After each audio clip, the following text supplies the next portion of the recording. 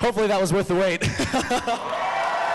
Thank you, thank you, thank you, thank you. So, there's a lot of empty chairs up here. Why don't we bring everybody out? If we could get everybody backstage to come on out and say hi, and let's start off the red versus blue panel. And if you don't come out, I'm gonna feel really awkward. Everybody, oh, you motherfuckers. You motherfuckers. You.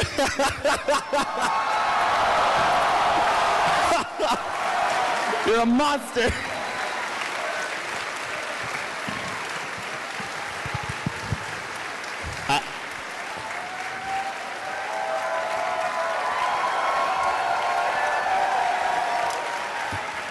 I don't even fit on the table. Miles, I believe everyone was waiting very patiently backstage to be announced individually. Oh, right. I can see how there was some. I can see how there was some miscommunication. Let me just say fuck that. Hey, Joel, how you doing? Oh, looks like there is an extra chair. Okay, I'm still right here. Cards would help too. Yeah, that's right. I guess since I didn't introduce you guys, why don't we go down the line? Hey, sir, who are you and what do you do? Hi, I'm Miles Luke. No. Hi, I'm Joel. I play the blue guy.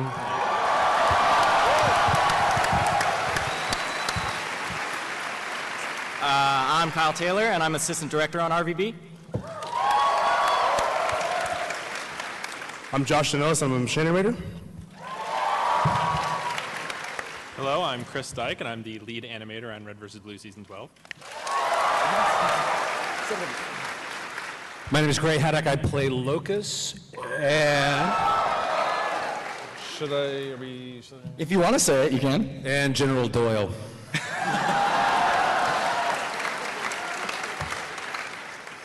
Hello, I'm Shannon McCormick, and I do imitations of Sarge. Also. Settle down, dirtbag. Who's the dirtbag now? Dirtbag? I want you to know You that sound ridiculous. before like Do I? a week I'm ago. just talking over you. I'm just talking over you. I'm Matt, and I play Doc.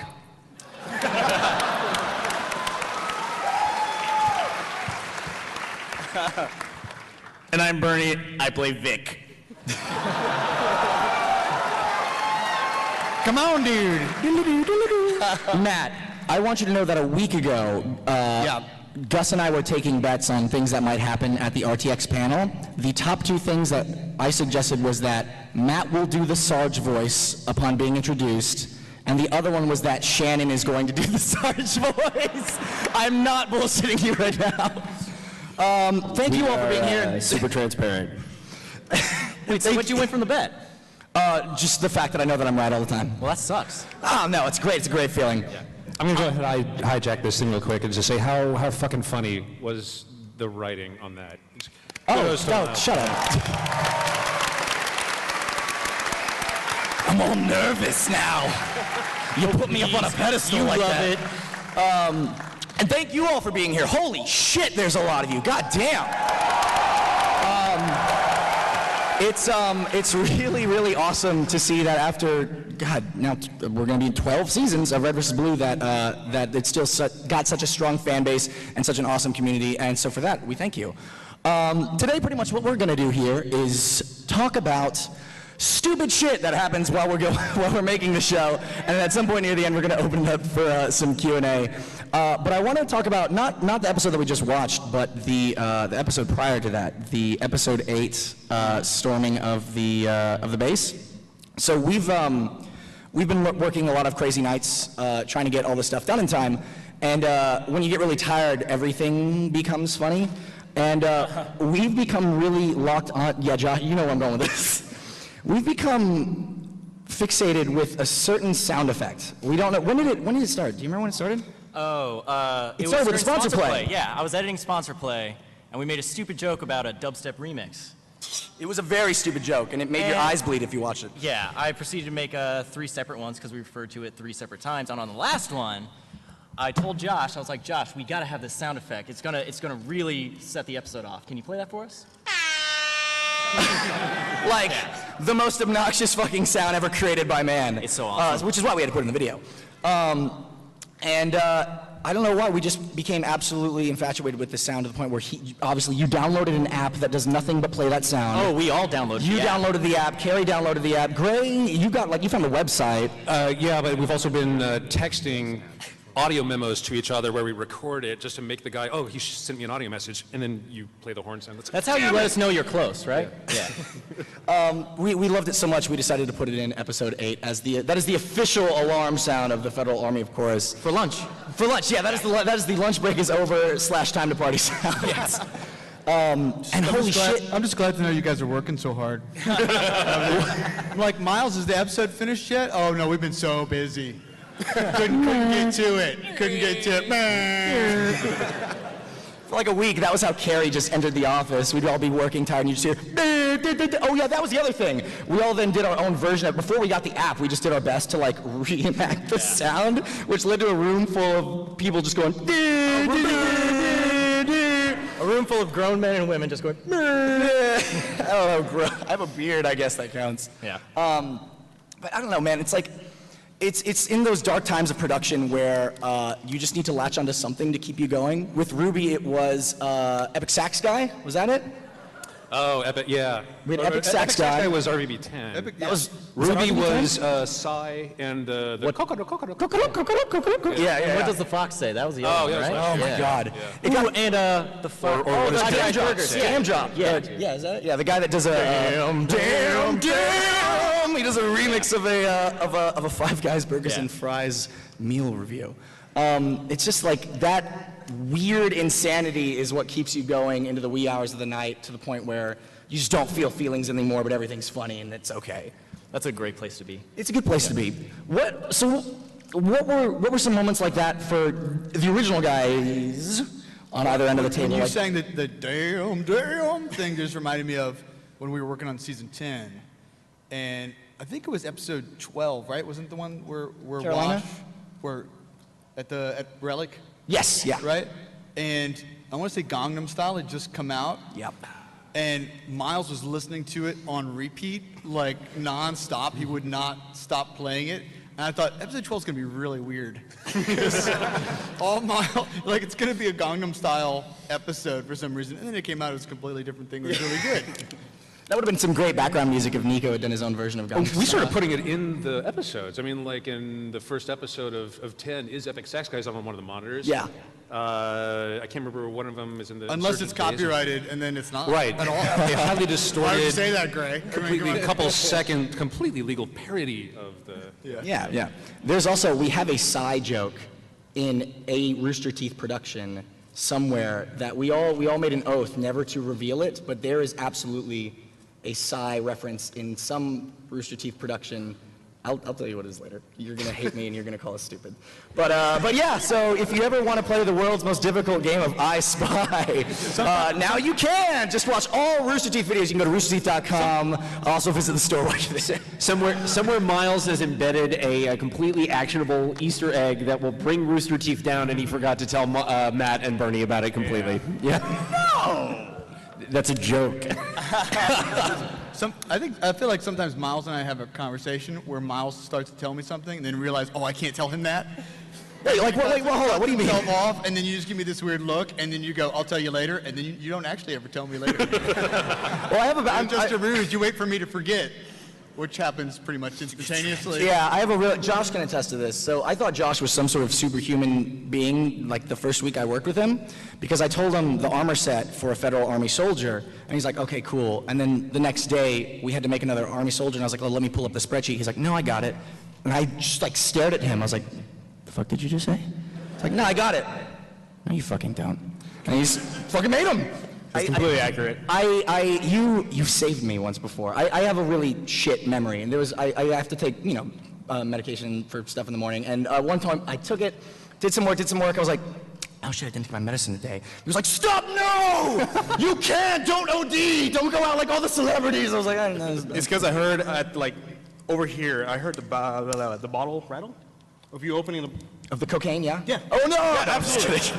No, it was the X. It was the X, that's right. Thank you, Kyle. So what you're saying is, you're the doddering old grandfather with Alzheimer's, and Josh is the one good son you still have left that reminds you to take your medicine.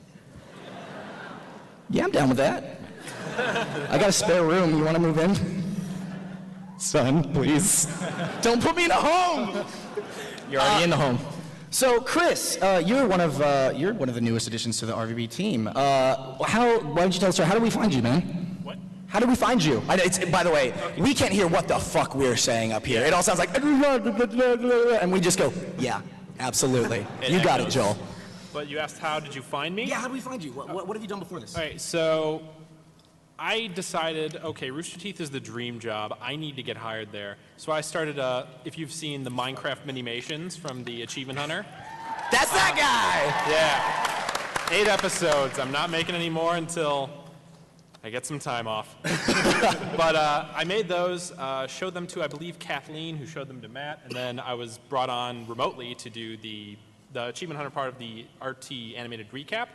And then a few months later, I get the call from Matt, who said... But you know what? Tell everybody even before that how you first came to our attention, because I think that's really cool, too. Okay, so before that even, I entered in the Season 9 music video contest.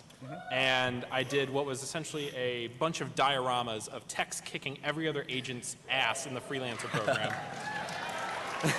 Yeah. So you remember that? Yeah, I just wanted to bring that up because a lot of times at RTX or at panels, we get the question, how can I apply to Rooster Teeth or how can I get you guys' attention? And it's just like the answer is always, we'll just do something really cool and we'll probably notice it. And Chris did something really cool and we noticed it. But after that, I got the call from you, Matt, which I'm still very grateful for to this day. Are you still willing to move to Texas? And I'm just like, yes! And here I am. It's and, been... And Go ahead. similar, What? I just didn't want to pass by Josh because you have a similar story. Do you guys recognize Josh? Yeah? Hey, real quick. Look at that beautiful mug. Real quick. Second, please. So when, damn it, great.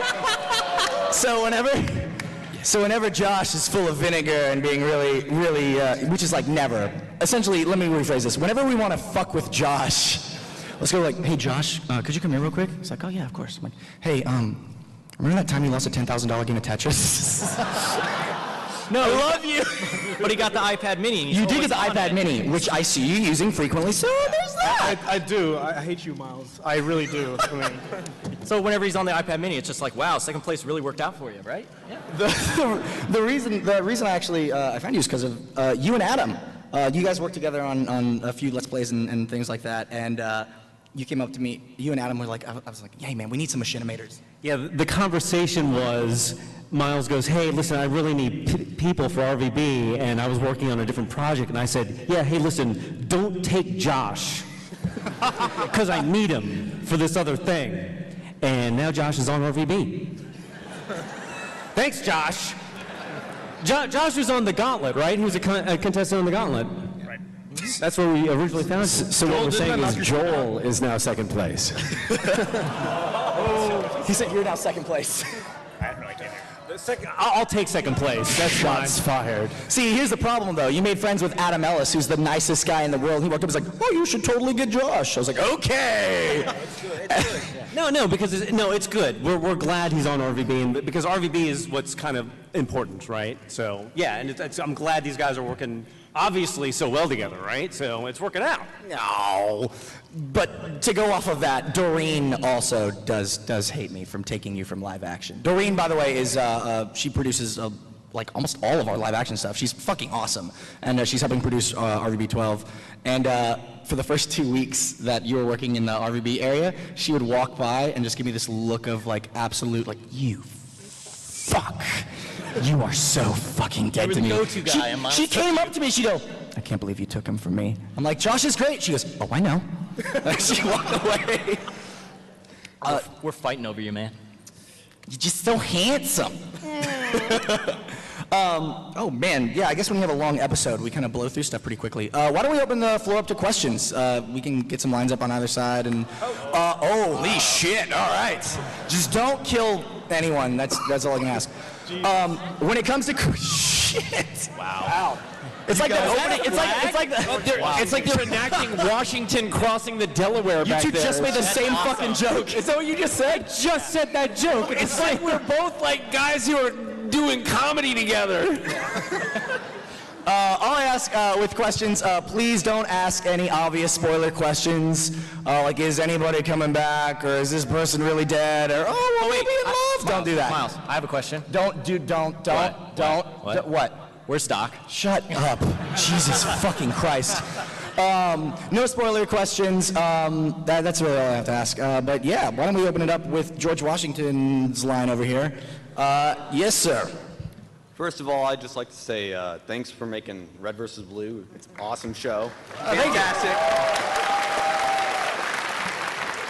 And then, how long does it take for y'all to just sit down and machinimate one scene? I'm not like an episode, just like one scene.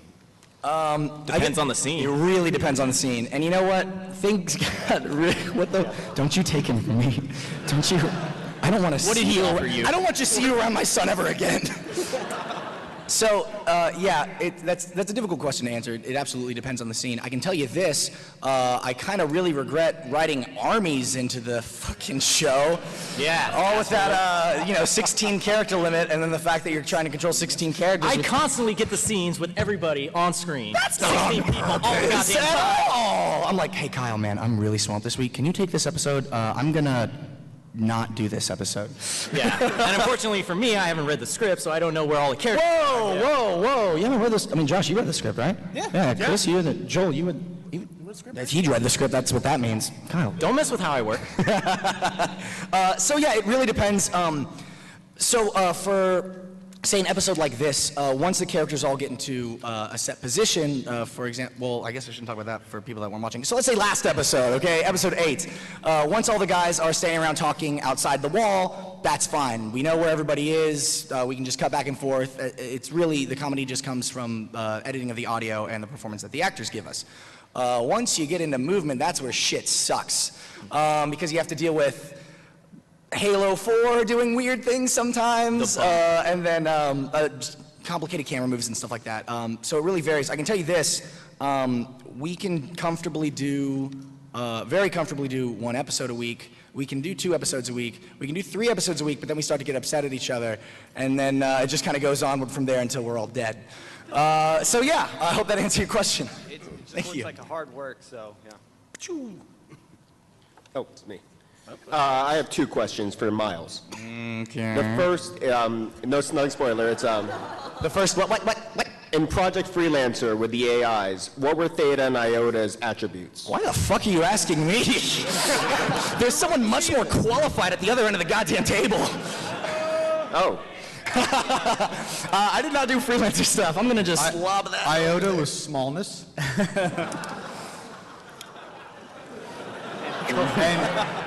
And Theta was skateboardiness. I said the wrong AI. That is correct.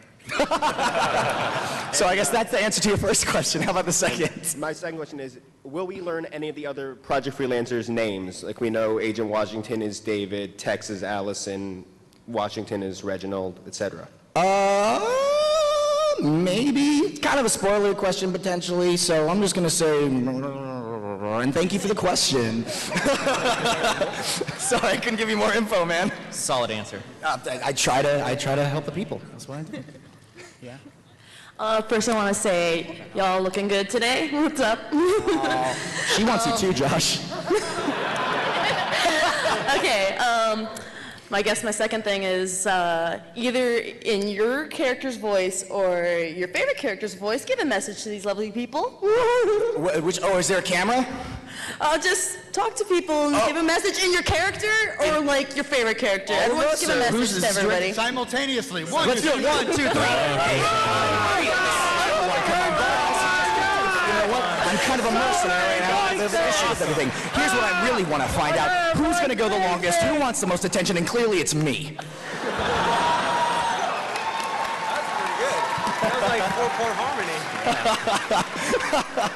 That was awesome. Thank you. How hard has it been throughout all the Red vs. Blue seasons to write around plot points that were really early where you didn't expect it to go on that long? I'd like to relay Joel's answer to the audience, which is there are no plot points. We don't know what you're talking about. We don't know what we're doing either. Next question. To answer your question, it can get a little hairy sometimes, but we figure shit out sometimes. You know what? I don't want to reveal any spoilers or anything, but one thing I think is really cool about Miles writing the series now is that he has really looked in depth at seasons 1 through 10 and like really understands them really well, and he pulls things out of them that maybe were alluded to or half said and haven't been really brought to the fore in a complete way, and is doing things with them that I think harken back to later times in the RVB universe. So that's really cool to see. I'm genuinely like a fan, like looking forward to every time you pump out a script and reading through it, man. It's been really fun the last 2 seasons. I mean, he did that in thanks, man. season 10, which is the first thing they remember for him. I didn't mean to cut off your applause there, Miles. That was just a happy side effect. He did the same thing in season 10 with the Carolina and York storyline, which was one of the first major threads that Miles wrote, which was really resonated with a lot of people, and as Miles is proud to say, made a lot of people cry. A lot of Tumblr blogs about it. But Miles has absolutely done a tremendous job of getting the voice of Red versus Blue, and more importantly, continuing that voice and doing a fantastic job with that. Thanks, man. Well, I could just hold on. I'm just gonna get my recorder out. Could you say that again? Thank you. I appreciate that. Also, Miles told me last RTX the plot point that only happened in episode 8 of this season. You had already had that in your pocket that this all was going to happen, and I thought somehow it was all going to happen in season 11. And as I'm reading the later scripts, I'm like, dude, what are you talking about? Like that, none of this happens. And I was like, oh, okay, yeah, he's thinking seasons ahead. So I'm going to follow him around this weekend and figure out what's going to happen in 2016 or 2017. It's gonna blow your goddamn minds. By the way, it is so goddamn good to have Wash and Donut and Sarge and Lopez back, because those are some of my favorite characters, and oh my god. It was so hard to do like 8 episodes without them, and when I finally got to write Dirtbags, it was the most satisfying line I've written in such a long time. I was definitely going through dirtbag withdrawal. I hadn't said dirtbag in like 6 months. I was getting an itchy dirtbag-itis or something. Oh god. That sounds really bad. Just wash your hands after you mess with your dirtbags, You gotta okay? go to a doctor for that. Let's see. Where are we on? What are you doing? America's side? I think so. So first of all,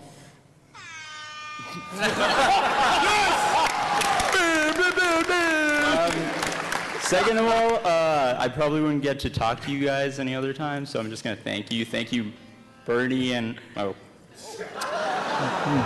Matt for starting this up 10, 12 years ago. The show's amazing. That's why everyone's here. And thank you guys for keeping this so awesome. So the next one is a request for Joel. So Joel, can you, in Caboose's voice, can you tell me why you hate babies so much? I need a writer. Hey, we have one. Come on. Okay, got it. Miles is number 1. I don't know how that makes sense, Miles. I thought it was a really good delivery. I think you did a really good job, and we'll just do it again later. Play it again later, yeah. Thank you. Thank you, America side. Russia. Can I have some vodka? All right. First of all, Miles, you can't have Carrie and Josh, so... You don't know me. They don't meet a lot in person, so they're easy to deceive. Hey, baby, how you doing? It's okay. You're my number 1 girl. Second of all, is there any plans to go back and do a story with the director and Allison before Project Freelancer? I like sticking to dumb jokes and weird cliffhangers, personally. I don't know if I do that, but maybe someone else. I don't know. Joel? I'll give you a solid maybe on that. We never know what we will or will not do in the future. We might say, oh, we'll never do this, but then suddenly this is doable, and we're like, fuck yeah, let's do this. So You get the solid maybe. Yeah. So I love maybe. carry that with pride, my friends. This would probably be a good time to mention, too, that we are actually working, all of us, and Eddie Rivas, who helped us with some of the freelancer seasons that we made. We're working on an expanded universe way to tell some additional stories. And we have a book in the works for Red versus Blue right now. Yeah! Eddie, stand up. Eddie Rivas, everybody! Eddie right there. Who writes some of the best donut lines I've ever read. And, you know, I wish we could have more information for you than that, but it is currently very, very far along. We're still trying to translate Caboose's lines to English, so that takes a little time.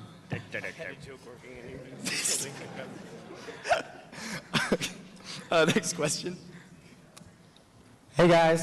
Hey. I just first of all wanted to say Red vs. Blue is the greatest series ever of all time. Thank you. That's a bold statement, but okay. No, he's right. I like The Walking Dead sometimes. Breaking Bad was pretty good, but to each his own. You know. My question is for Bernie. At the end of season 7, you kind of played with our heartstrings by killing Donut. I wanted to know if... that was Shannon that killed Donut, just to be perfectly clear. I only follow orders, so... I wanted to know if that was...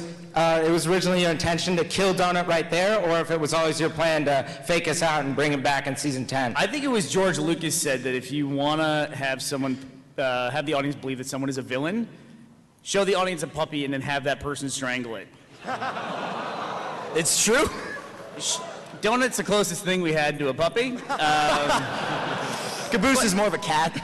But no, I mean, it's always tough. The hardest part about when you kill characters is telling the voice actors that you're doing it.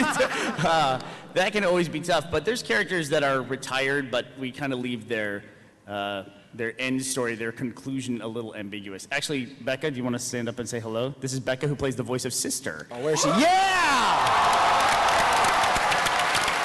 Wait, what?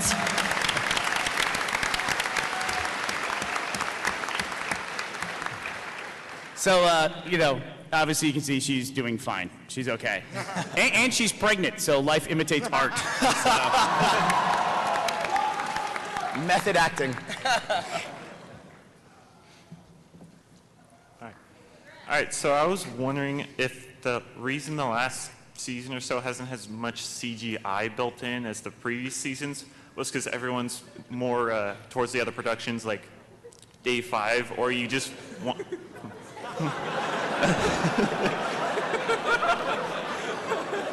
Nice. Or if... He's not going to stop. Just do your best to ignore him.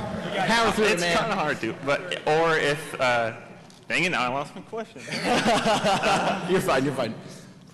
Or if you decide to spend the time to make more interesting stories like the cliffhanger that, well, we obviously liked and both hated at the same time.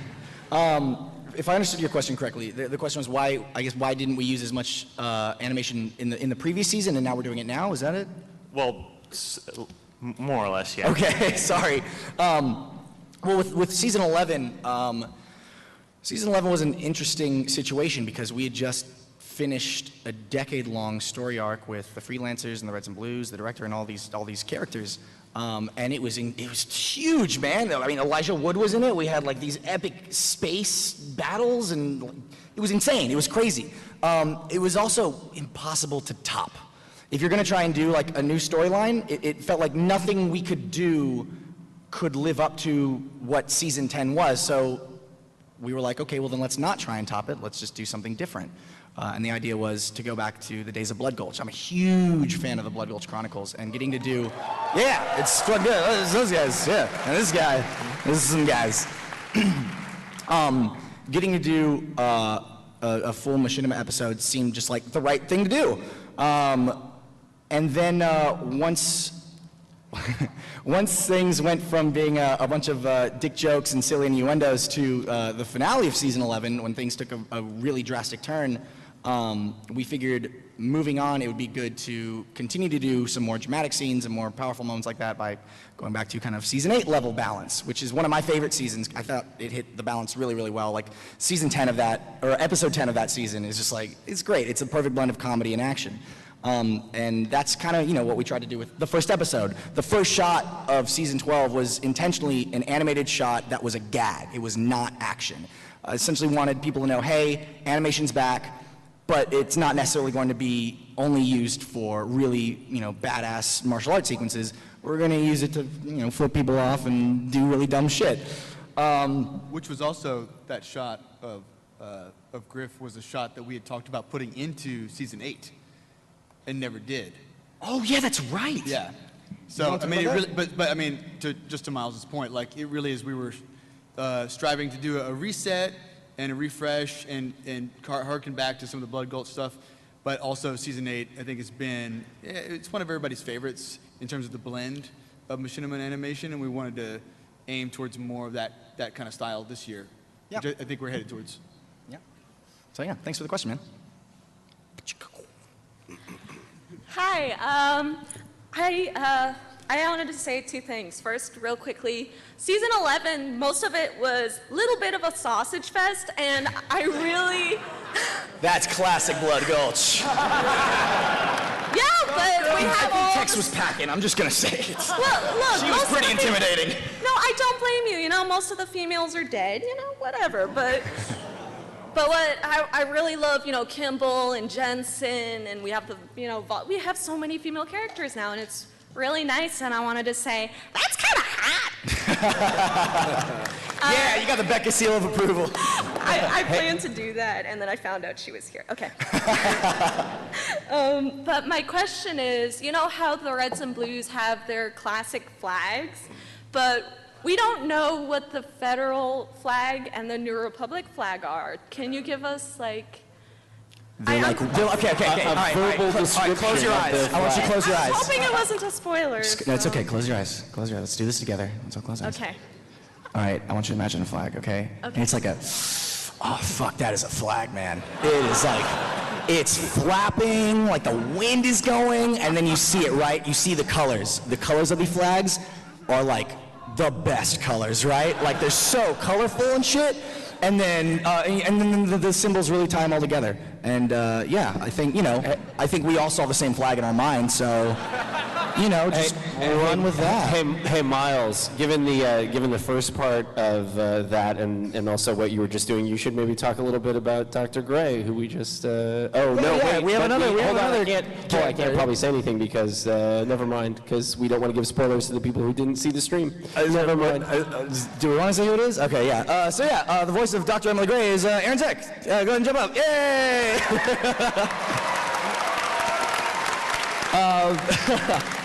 I realized as I was launching it, and I was like, oh, I'm about to talk about something that we shouldn't be talking about. It's okay.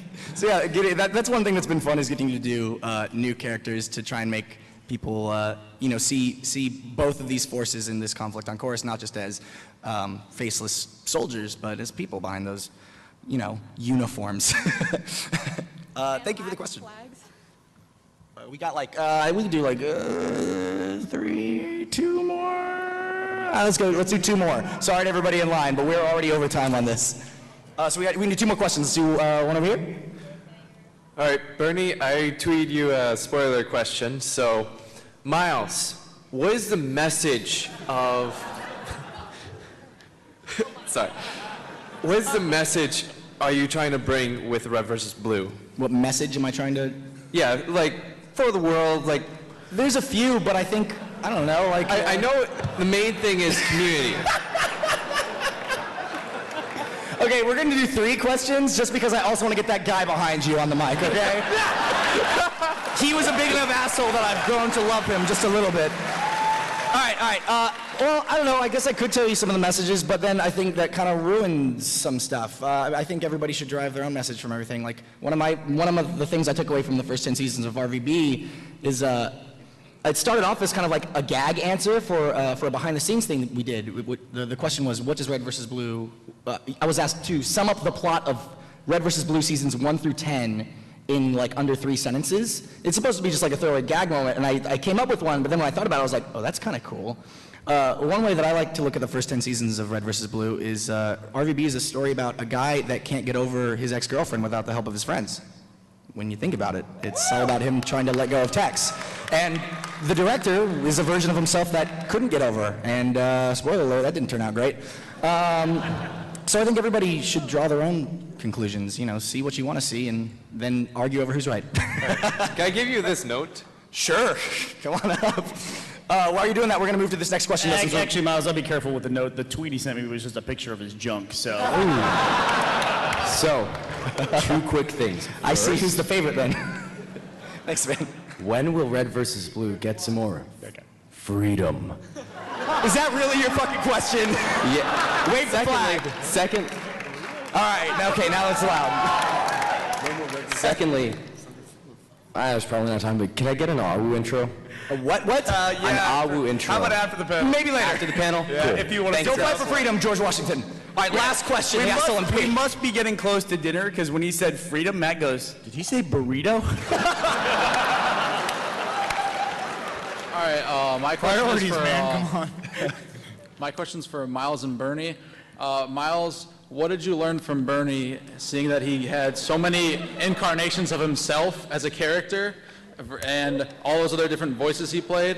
And did you get any sort of inspiration for yourself for that? The beard and glasses were his inspiration.